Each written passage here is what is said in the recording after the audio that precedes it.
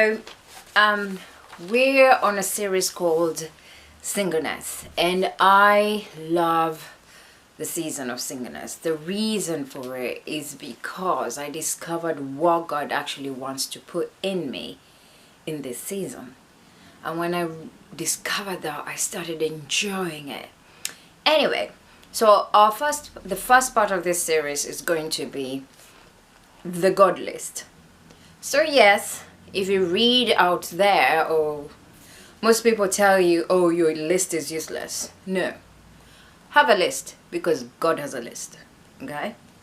So the problem is when you have a list, you have to become that list. So if you're going to have a list, you have to become that list. So if you want to know if your list is superficial, just check.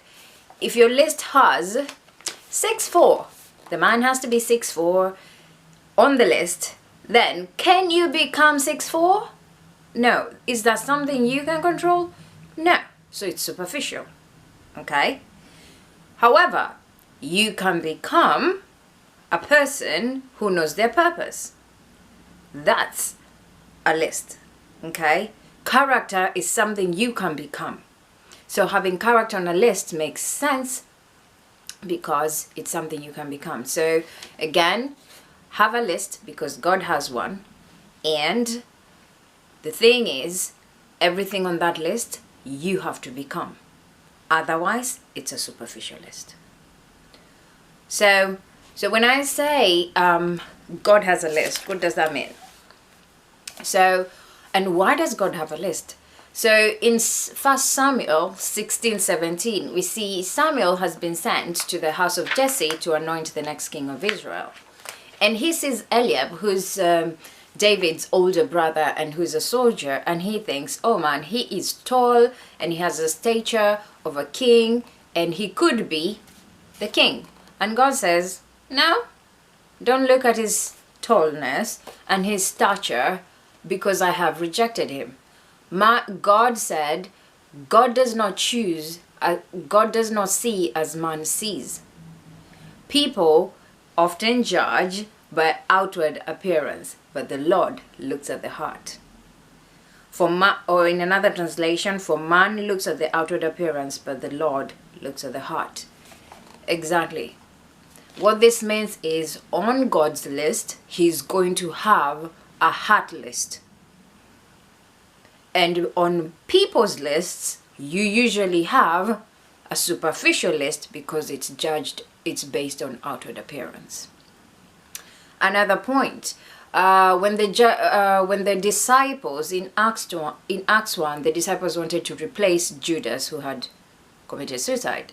And so they chose these two people, Matthias and Barnabas, basically because they had been with them during the ministry of Jesus while he was on earth.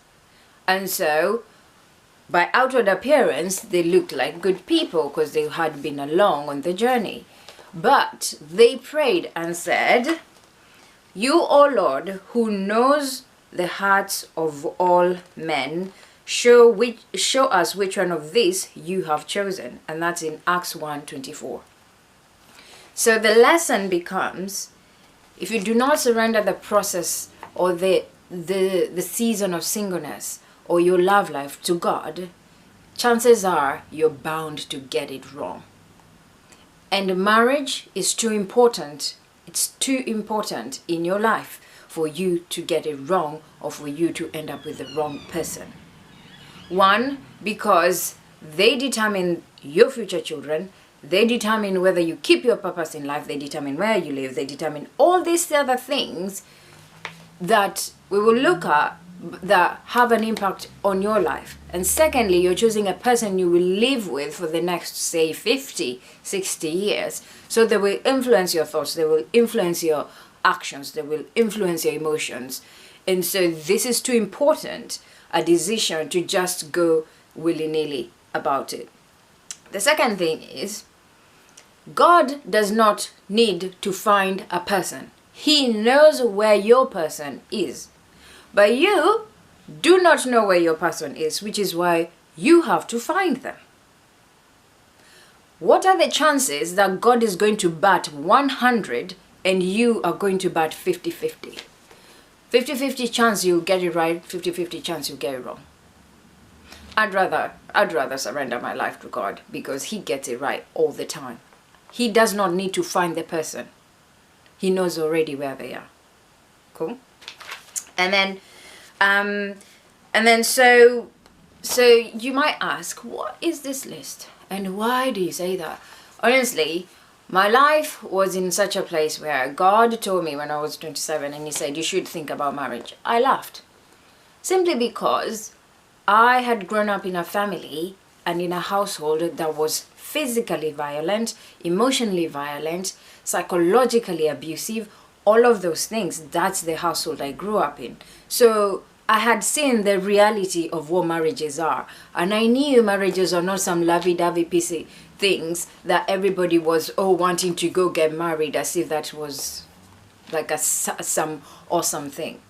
Personally, I knew I would get married late, but I was going to make sure that I never get it wrong, because getting it wrong comes at a very high price.